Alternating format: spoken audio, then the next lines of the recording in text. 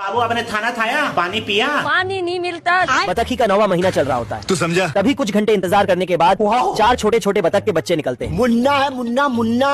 ये देख बतख अपनी मेहरारू को चुम्मा देने लगता है। तभी एक अंडा रह ही जाता है। ये क्या है?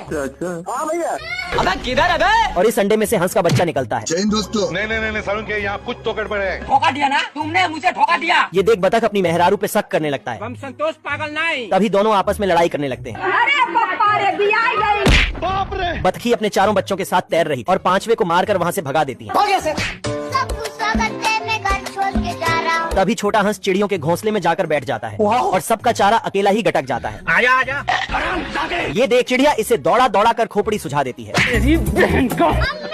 तभी छोटा हंस इस पुतले को अपनी माँ समझ लेता है, मम्मी। पर ये पुतला भी इसका घंटा बजा देता है। ये सब देख बतख मायूस हो जाता है। तभी इसके बिछड़े भाई मिल जाते हैं। हे प्रभु।